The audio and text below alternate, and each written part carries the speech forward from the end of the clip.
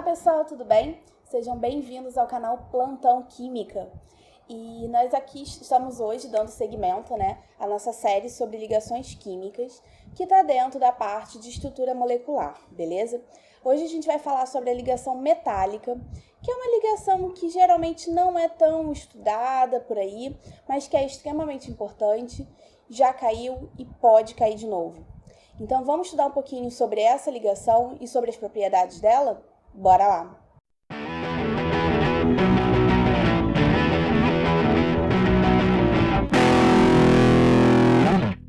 Bom, pessoal, lá na nossa aula inicial, naquela introdução sobre ligações químicas, nós falamos um pouquinho, nós citamos a ligação metálica, em que ela seria formada por átomos eletropositivos.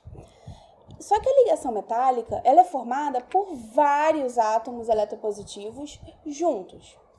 Todos eles, unidos, vão formar a estrutura metálica. E esses átomos, por serem eletropositivos, têm tendência de doar elétrons. Só que nesse caso, não há nenhum átomo eletronegativo para receber esses elétrons. Então, o que acontece? Esses átomos perdem esses elétrons e adquirem alguns deles carga positiva, e esses elétrons ficam, uma parte deles no meio da estrutura, mas boa parte deles fica em torno de toda a estrutura formada por esses átomos de metais. Essa estrutura em que a gente tem uma grande quantidade de elétrons em torno do material é chamada de mar de elétrons. E esse mar de elétrons e essa estrutura confere várias propriedades para os compostos metálicos. Então, vamos estudar algumas delas. Esses elétrons que estão em torno e um pouquinho no meio da estrutura do metal, eles não estão lá paradinhos, assim, que nem aqui na imagem.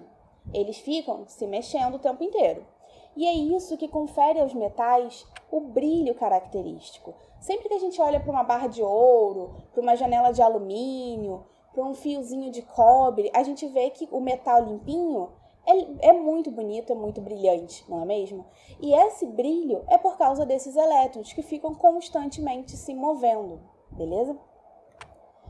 Então, está aí a primeira propriedade, que é o brilho metálico. A segunda propriedade é a condutividade térmica, que também acontece por causa desse movimento dos elétrons. Como esses elétrons estão constantemente se movendo, é muito mais fácil o calor conseguir ser conduzido através desse material do que num material que não tem esses elétrons, beleza? A próxima propriedade é uma das propriedades mais importantes. Eu imagino que todos vocês saibam que nas nossas casas, em tudo que a gente faz, a gente usa muito fiação de cobre, Então, na nossa casa, se vocês desencaparem um fiozinho, vocês vão ver que o miolinho do fio é feito de cobre. E esses fios de cobre estão por todas as redes elétricas que nós utilizamos no dia a dia, Mas por que a gente usa fios de cobre? Eu desenhei aqui para vocês um fio de cobre e, como nós sabemos, em torno do material a gente vai ter aquele mar de elétrons, correto? Só que normalmente esses elétrons estão ali se movimentando mais de forma aleatória. A partir do momento em que a gente aplica uma diferença de potencial, o que acontece? Essa diferença de potencial faz com que os elétrons se movimentem de forma ordenada. E quando esses elétrons conseguem se movimentar de forma ordenada, um elétron que está chegando no metal entra, todos os outros se movimentam e um elétron lá no final sai. Com isso, a gente consegue ter um movimento fácil de elétrons através do material. Então, ele é um ótimo condutor de eletricidade. E aí, se a gente coloca ele numa fiação, por exemplo, ele vai conseguir conduzir eletricidade. E se a gente fizer um testinho com uma lâmpada, vendo se ele conduz, ele vai acender, beleza? Desde que a gente tenha uma fonte de energia. Então, tá aí, gente, uma das propriedades mais importantes dos metais é a condutividade elétrica. Bom, pessoal, vamos falar agora da última propriedade, muito importante também, dos materiais metálicos, beleza?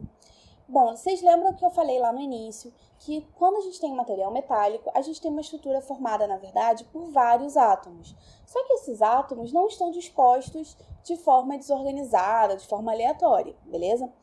Esses átomos estão todos organizados de uma forma muito bem organizada. Então, vamos imaginar que a gente tem aqui alguns átomos e cada um deles está ligado a 4 outros átomos, né? Está bem próximo deles.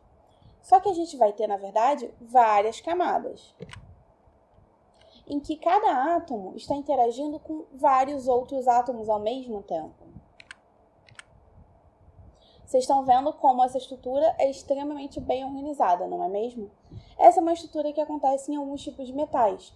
Todos os metais possuem estruturas organizadas, só muda um pouquinho a forma como essa estrutura acontece, mas todas elas são estruturas bem organizadas dessa forma. E essa estrutura é chamada de retículo cristalino.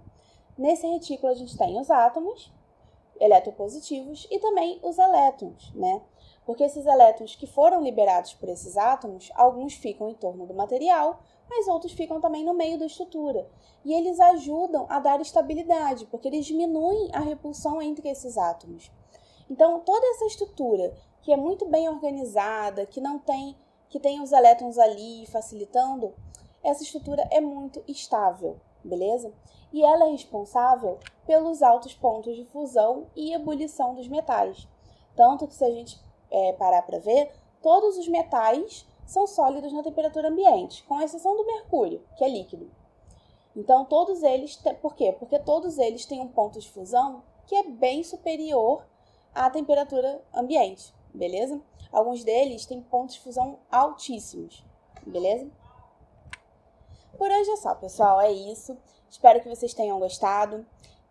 Se vocês gostaram dessa aula, deem like aqui no vídeo, se inscrevam no canal, compartilhem com seus amigos. E por hoje é só, pessoal. Um beijão, tchau, tchau e bons estudos!